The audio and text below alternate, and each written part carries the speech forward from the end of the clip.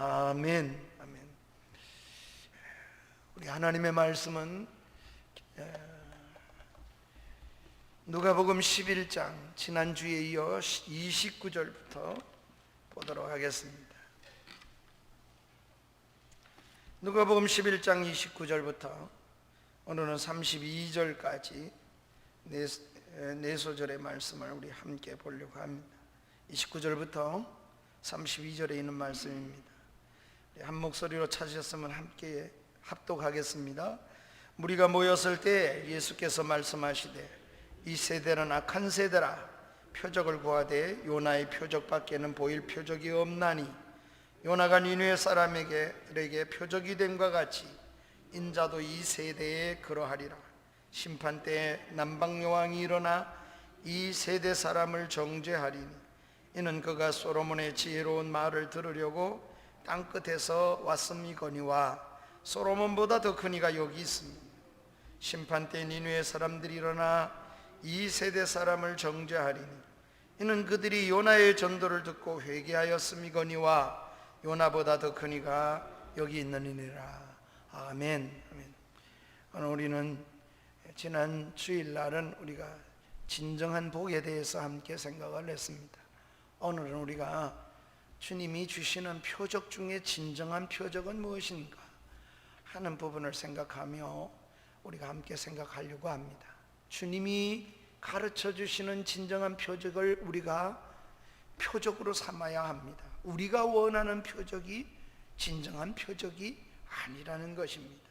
본문 속에서 주님께서 자극적인 표적을 구하는 시대적 사람들에게 진정한 표적이 무엇인지를 주님께서 잘 알려 주셨습니다. 신앙생활을 하면서 우리가 무엇을 추구해야 되는지, 어떤 표적을 우리가 표적으로 진정으로 삼고 우리가 추구해야 되는지, 그러한 신앙생활은 너무나도 이 험악한 세상에 너무 중요한 일입니다. 먼저 우리는 이 세상이 요구하는 표적에 대해서 생각을 해보려고 합니다. 악한 세대가 요구하는 표적이 있습니다. 예수님께서는 이 악한 세대의 표적을 가르쳐 주셨습니다. 세상에 대한 주님의 생각입니다. 여러분, 먼저 주님이 이 세상을 어떻게 보고 계셨는가? 주님께서 계시는 그 당시 세상을 우리 주님이 이렇게 표현했습니다. 악한 세대라고 말을 했습니다. 주님이 악한 세대라고 지칭을 한 것은 지금부터 2000년 전 주님이 말씀을 전하던 그 시대를 가리켜서 악한 세대라 이렇게 칭했습니다. 29절 말씀에 보면 예수님께서 사람들에게 세대를 가리켜서 악한 세대, 이 세대는 악한 세대라 이렇게 예수님이 지칭을 했습니다. 악한 세대가 구하는 표적이 있고 악한 세대가 어떤 세대인가, 우리는 그 시대를 가슴에 먼저 담아야 하겠습니다. 여러분, 이 세상은 어떤 세상이라고 주님이 지금 말씀하셨습니까? 2000년 전에 주님의 말씀을 듣는 그 시대를 가리켜서 악한 세대라고 그랬었어요. 지금은 어떨까요? 2000년이 흐른 오늘날 세상은 어떨까요? 좋아졌을까요? 2000년이라는 시간이 흘러갔는데 그때보다 더 과학도 발달되고 더 나은 삶의 질을 추구한다고 하고 더 많은 지식이, 더 많은 교통이 자주 왕래하는 이러한 세대는 주님이 오늘 이 시대를 보면 뭐라고 말씀하실까요?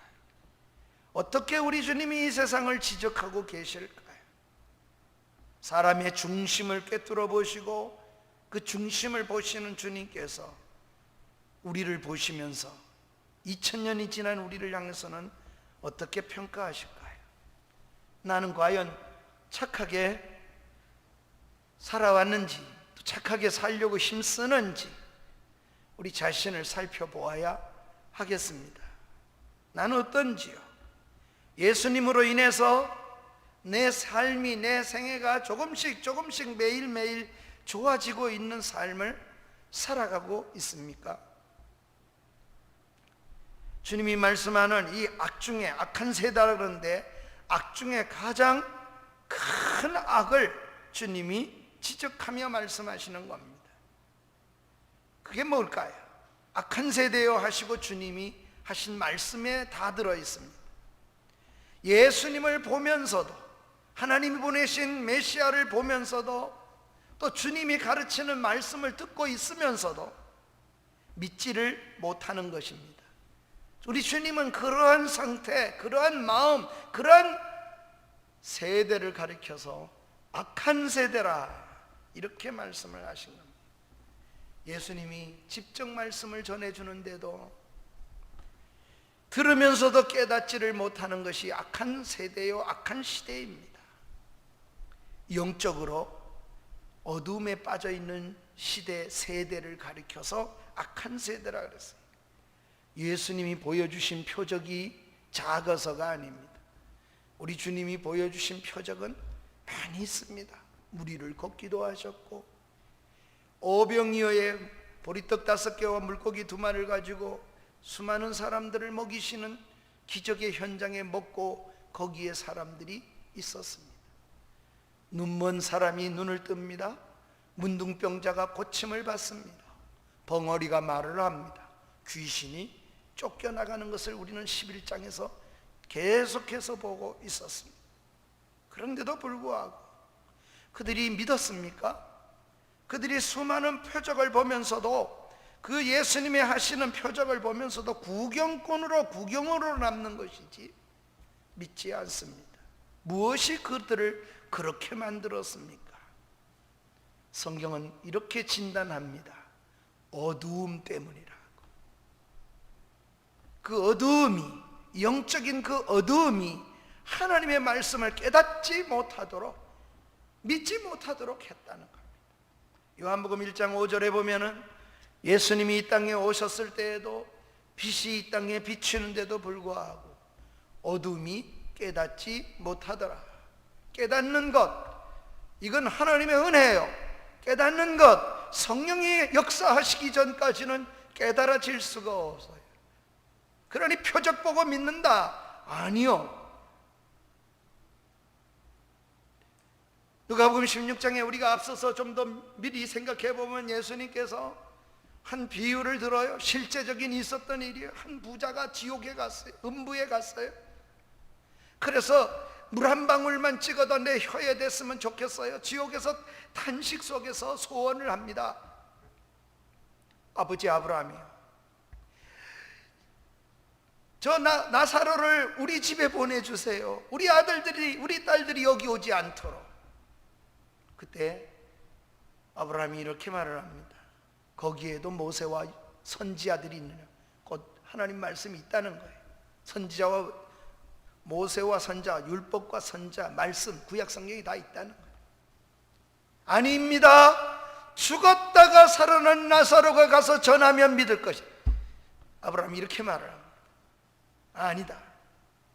모세와 선지자의 말을 믿지 아니하면 죽었다가 살아간다 할지라도 믿지 않는다. 그러니 믿어지는 것은 정말 은혜요, 큰 하나님의 역사가 아니고는 될 수 없는 기적과 표적이 아닐 수가 없습니다. 여러분, 어둠이 그들로 하여금 분별력을 잃게 만듭니다. 저는 세대의 어두움, 이 악한 세대에 주님 오실 때에도 가장 똑똑하고 유능하고 뭐든지 다 아는 것 같고 지식이 이 땅에 창고라고 넘치는 것 같아도 진리에 대한 분별이 점점 없어지는 세대, 정말 때입니다. 그래서 제가끔 제 소견대로 사사기 말씀을 빌리면 자기 멋대로, 자기 마음대로 살아가고 자기 마음대로 그렇게 주장하는 사람들만 많아지는 그런 세상, 악한 세상이고 분별력 없는 세상입니다. 지난주의 말씀처럼 말씀을 듣고 깨닫는 거, 복을 받는다는 것, 얼마나 큰 은혜입니까? 더 나아가서 믿는다고 하면서도 믿는 대로 살지 못하고 그렇게 된다면 얼마나 참으로 불행합니까? 아는 것이 복이 아니라 믿음대로 사는 게 복이라 그랬어요. 그렇지 않으면 뭐를 더하고냐? 악을 더하고 죄를 더할 뿐입니다. 야고보서 4장 17절에 이렇게 말합니다. 그러므로 사람이 선을 행할 줄 알고도 행하지 아니하면 죄니라. 그러면 알면서도 계속 행하지 않으면 악의 악을 더해가고 죄의 죄를 더해갈 뿐입니다. 따라서 말씀을 듣고 작은 말씀 하나라도 순종하고 살아가려고 온 힘을 기울이는 것, 이것이 우리의 믿음의 삶이 되어야 합니다. 또 하나 우리가 생각할 것은 이 악한 세대가, 그는 시대만 악한 게 아니야, 세대가 분별 못하는 이런 악한 세대만 아니라 주님이 29절에 보면 이 악한 세대라 그러시고는 이렇게 말해요. 표적을 구하되 요나의 표적밖에 보여줄 것이 없느니라. 그 악한 세대가 표적을 구합니다. 우리가 악한 세대가 구하는 표적에 대하여 좀 생각해 보십시다. 예수님은 사람의 눈에 신기하게 보일 수 있는 표적을 정말 많이 행하셨습니다. 이미 말씀드린 대로 귀신도 쫓아내시고, 또는 불 가운데서 들어가는 사람을 건져내기도 하고, 벙어리 귀를 열어주기도 하고, 눈먼 자의 눈을 뜨게도 하시고, 주님은 간 곳마다 주님의 놀라운 역사가 일어났습니다. 수많은 표적을 행하셨습니다.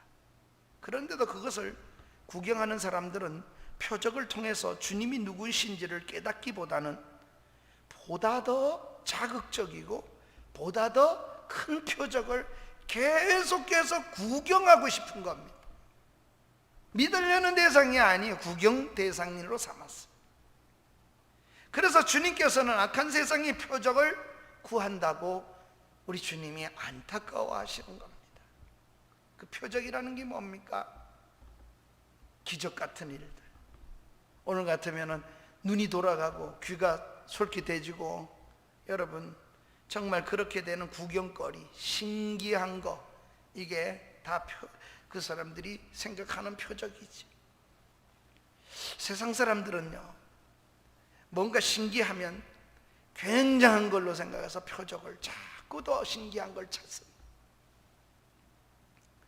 갈수록 더 원해질 거예요. 앞으로 세대는 더욱 그래져서 어떤 분이 그래요. 앞으로 잘 될 직업 중에 하나가 정신병원이 제일 잘 될 거래. 예, 정신과가 다 미쳐 돌아가는 것처럼 자기 생각에 꽂혀서 그냥 그렇게 살아가는 세상이 도래할지도 모르겠습니다. 그렇게 된다는 말이 아닙니다. 그만큼 사람이 점점 악해져 가고 더 자극적인 걸 자꾸 요구하는, 오락을 해도 삶을 살아도 더 자극적인 것. 아이들도 그래요. 점점 더 자극적인 걸 요구하고 구경하고 그걸 구하는 겁니다. 이게 세상입니다. 그래서 주님께서 세상 사람들이 이렇게 원하는 것, 주님 그와 같이 기적이 일어나면 관심을 기울일 거라고 생각하는 것.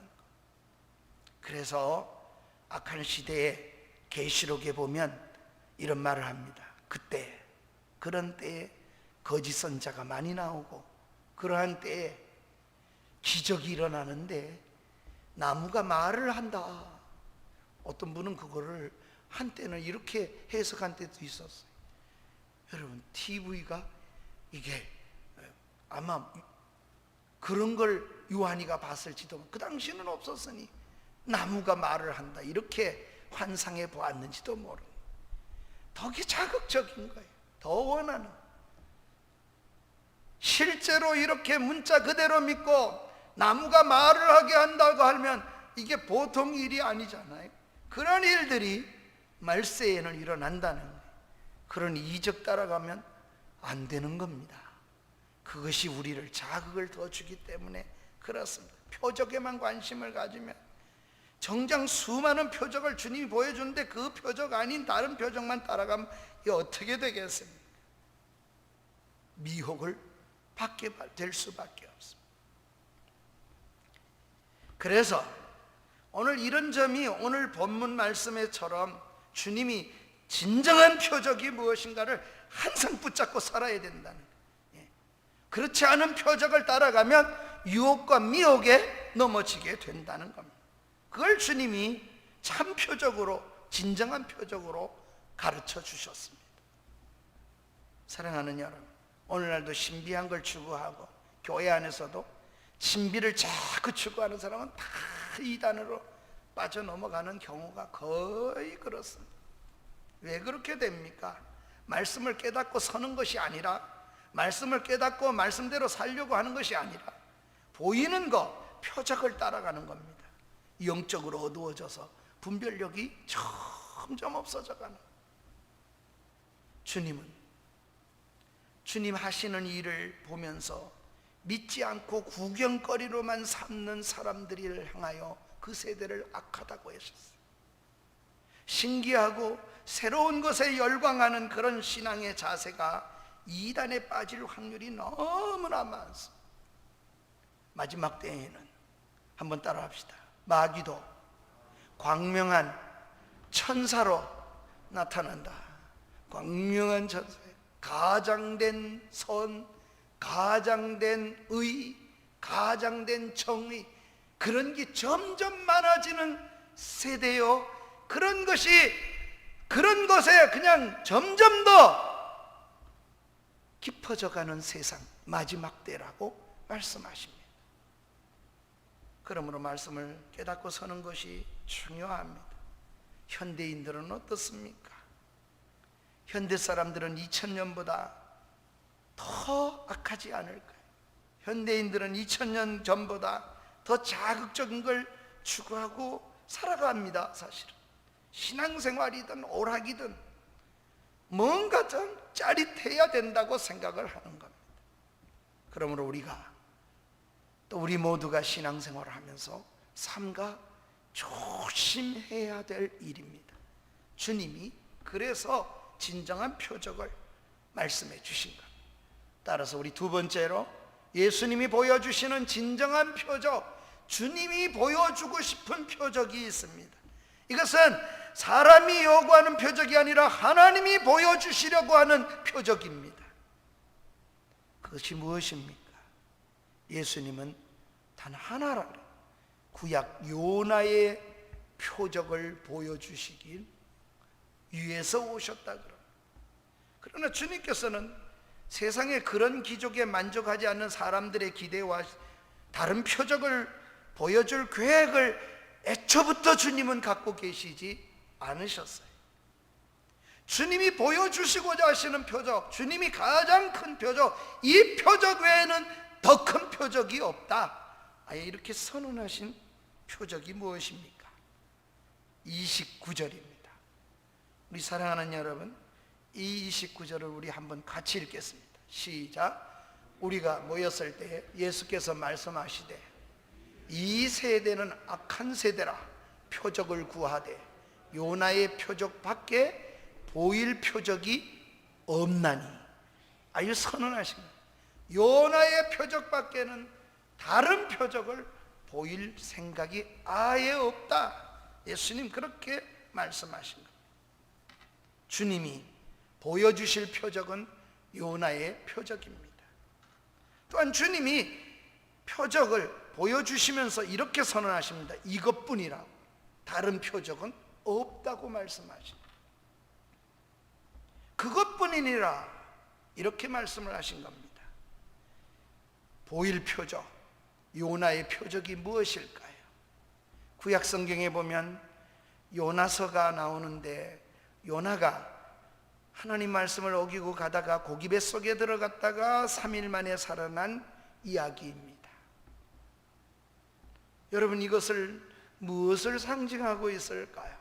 이것은 바로 주님께서 십자가에 죽으실, 죄값을 대신 짊어지시고 죽으실 일과 무덤에 3일간 계시다가 사흘 만에 다시 살아나시는 놀라운 사실, 부활 사건을 상징하고 있습니다.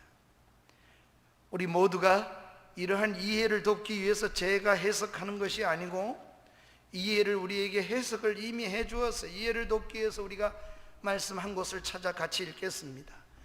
마태복음, 우리가 똑같은 마태 속에서 어떻게 기록했냐, 마태는 해석까지 해줬어요. 마태복음 12장 39절부터 40절을 우리가 함께 읽겠습니다. 시작. 예수께서 대답하여 이르시되 악하고 음란한 세대가 표적을 구하나 선지자 요나의 표적 밖에는 보일 표적이 없느니라. 요나가 밤낮 사흘 동안 큰 물고기 뱃속에 있었던 것 같이 인자도 밤낮 사흘 동안 땅속에 있으리라. 밤낮 사흘 동안 땅속에 있을 거라고 예수님, 인자도 밤낮 그렇게 된다. 마태는 비교적 더 자세하게 언급하였습니다. 해석적으로 그렇게 말씀하고 있습니다. 요나가 밤낮 사흘 동안 물고기 뱃속에 있었듯이 땅속에 주님이 있겠다는, 그 캄캄한 땅속에서 사흘을 있을 거라고, 이것이 예언의 말씀이라고, 이게 표적이라고 그렇게 말씀하십니다. 주님이 무덤에서 사흘을 계실 것을 말씀하셨습니다. 여러분, 땅속에 갇힌 대로 끝나지 않고, 그러나 사흘 후에 요나가 물고기 뱃속에서 살아나왔듯이 예수님이 나오실 거예요. 부활하실 거라는, 죽음을 통해 부활하는 그런 표적을 말씀해 주신 것입니다. 주님이 보여주신 최고의 표적입니다. 그 표적은 죽음을 전제합니다. 죽음 없이는 부활도 없습니다. 십자가에는 최고의 표적입니다. 하나님의 능력이요, 하나님의 사랑이요, 하나님의 공의요, 십자가에는 하나님의 사랑도 있고 하나님이 공의로우신 죄에 대해서는 절대 용납하지 아니하는 공의가 있고, 동시에 하나님의 능력이 거기에 있습니다. 죽어도 사는 표적 말입니다. 십자가만이 최고의 표적이고, 주님이 이것 외에는 다른 표적을 보고 믿을 수 있는 게 없다 그렇게 하십니다. 죽음을 통해 놀라운 신비를 보여주신 겁니다. 이런 표적은 오병이어의 표적이나 우리가 생각할 때 귀머거리가 낫게 하고 벙어리가 낫게 하고 눈을 뜨게 하고 안질뱅이가 일어나 걷고 38년 된 병자가 고침받고 오병이어의 기적과 비교할 수 없는 유일한 표적이라는 거예요. 사람들이 기대하는 것과는 전혀 차원이 다른 그런 표적을 주님이 말씀합니다. 사랑하는 성도 여러분, 주님이 죽어서 무덤에 가신다니요, 주님이 나 대신 십자가를 지고 죽는다니요, 그리고 우리가 겪어야 될 그 죽음을 주님이 경험하신다니요, 상상도 할 수 없는 일입니다. 그래서 빌립보서 2장에 보면 주님이 하늘 보좌를 내어놓으시고 십자가를 지기까지 복종 얘기를 할 때 십자가를 지기까지의 복종을 얘기해. 이 표적을 위해서 예수님께서 이 땅에 오신 겁니다. 이 표적 때문에. 그러기에 이 표적은 분명히 하나님이 보여주시고자 하시는 최고의 표적이고 주님이 가져오신 최고의 표적입니다. 나 같은 죄인을 위하여 십자가에서 매달려 죽으시고 사흘 만에 부활하셨다는 이 놀라운 사실 말이에요. 우리도 이 세상에서 어떤 능력으로 세상을, 참 여러분, 주님이 이렇게 큰 은혜의 감동을 주셨잖아요. 우리도 이 세상을 장악해서 뭘 이룬다고 생각하면 큰 오해입니다. 세상을 감동시킬 아름다운 삶이 필요합니다. 그것은 희생이요, 그것은 섬김이요, 그것은 희생의 섬김의 삶에서 나오는 것이라는 겁니다. 이런 희생과 섬김의 삶의 모습이 정말 세상을 움직일 수 있는 힘이요, 요나의 표적이 세상에 깜짝 놀랄 만한 표적이 되었듯이 우리가 예수님을 따라서 그런 삶을 산다면 이 세상에 충격을 주고 이 세상을 변화시키는데도 가장 큰 표적이 되어지는 것이 될 겁니다. 이런 변화에, 이런 쓰임에 예수님처럼 우리도 살아서 시대의 주인공으로 살아내는 하나님의 사람이 되기를 가장 주의 이름으로 축원합니다. 여러분, 이것에 대해서 주님이 제일 큰 표적을 말씀하시고, 그래도 믿지 않는 사람들에게 주님이 세 번째로 이렇게 말합니다. 인자가 이 세상에서 가장 큰 자라. 그렇게 세 번째는 세상에 가장 큰 예수 그리스도라고 말씀하십니다. 누구보다 더 크다고요? 솔로몬의 지혜, 그보다 더 큰 이가 여기 있느니라. 요나 보고도 요나가 가가지고 기뻐서 전한 것도 아니에요. 억지로 가서 전했어요. 죽나 안 죽나 지켜보고 요나서를 보면은 요나의 죄된 모습과 그런 전하면서도 그의 못된 심보도 다 요나서에 있어요.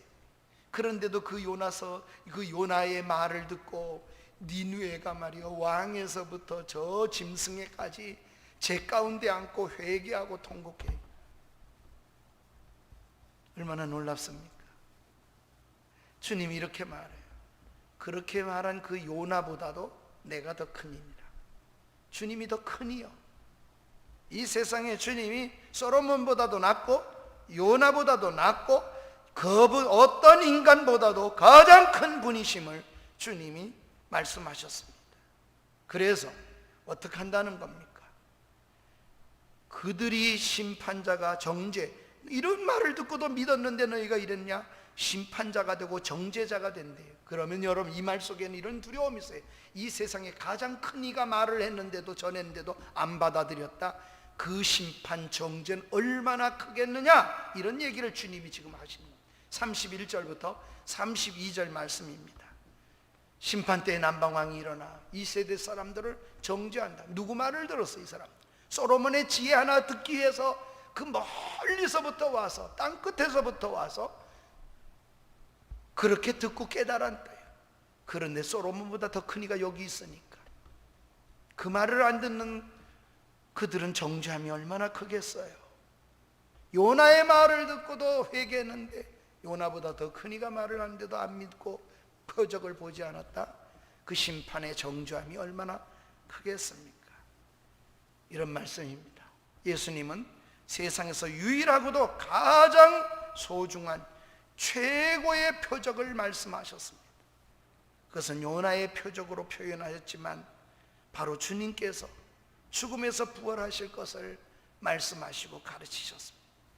예수님이 말씀하시는 표적 중의 표적, 가장 최고의 표적인 요나가 물고기 뱃속에서 사흘 있다 살아난 것처럼 예수님이 십자가에 죽으시고 부활하심을 믿는, 그래서 베드로의 설교가 사도행전 2장에 보면 다른 설교한 게 아니에요. 십자가의 죽으심과 너희가 내어줘, 법 없이 내어준 자, 우리가 내어줬고 너희가 죽인 그 예수가 사흘 만에 살아났도다.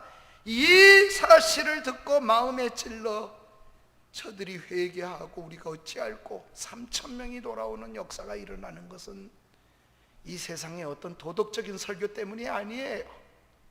예수님의 십자가 부활만 전했기 때문에 그래요. 이 강단이 세상 정치를 얘기하는 것도 아니에요. 사실은 주님의 십자가의 부활 외에 능이 없어요. 보여줄 표적도 없어요.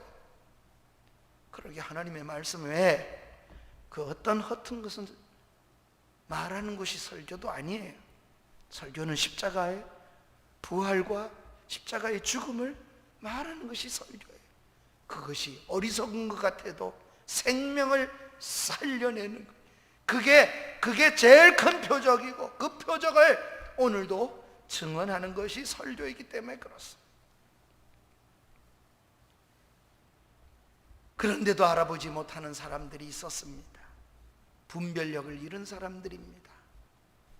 그런 안타까운 당시의 사람들을 예수님께서 바라보시면서 답답해 하셨습니다.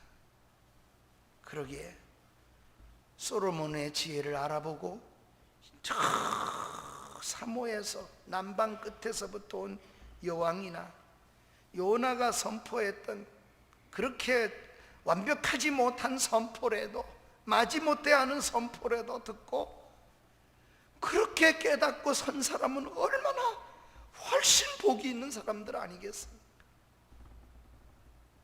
주님의 말씀을 직접 보고도, 주님이 하시는 모든 이적을 보고도 반드시 믿지 못한 사람들, 반드시 정죄받을 날이 올 것이라고 예고하신 겁니다. 사랑하는 성도 여러분, 우리에게 주님은 어떤 분이십니까? 나에게 예수님은 어떤 분이십니까? 그냥 교회 올라와서 예배만 드리고 가는, 그렇게 듣는 예수, 나하고 어떤 관계입니까?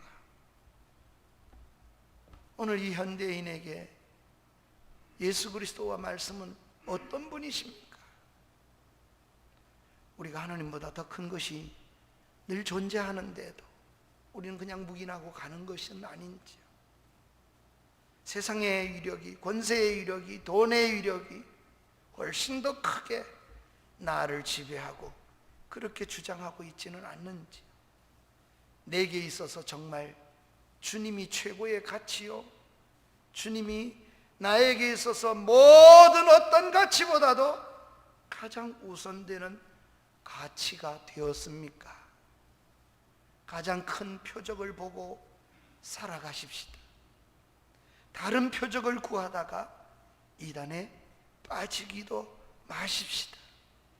깨닫지 못하는 그들, 그리고 그 깨달음이 없고 믿지 못하는 그들을 향한 주님의 마음이 악한 세대라고, 그리고 안타까워하시는 주님을 말씀을 우리가 보여주신 이 표적, 오로지 십자가와 부활만을 붙잡고 묵묵히 세상이 어때해도 환경이 어때해도 믿음으로 우리 눈을 십자가에 고정하십시다. 믿음으로 그 십자가와 부활을 고백하며 살아가는 이런 은혜, 그게 믿어지는 저와 여러분이 됐으면 이미 큰 복을 받았고, 또 그렇게 계속해서 살아내는 저와 여러분 되기를 주의 이름으로 축복합니다. 우리 그 말씀을 기억하면서 일어나셔서 우리 150장 찬양을 드리겠습니다. 갈보리산 위에 십자가 섰으니 고난당한 표라 그랬습니다. 십자가가 표가 됩니다. 멸시받은, 천대받은 주의 십자가에 끌리십니까? 이 험한 십자가를 우리가 참으로 생명으로 삼는 그런 은혜가 있어야 되겠습니다. 150장 찬양을 우리 뜻을 생각하며 부르시겠습니다.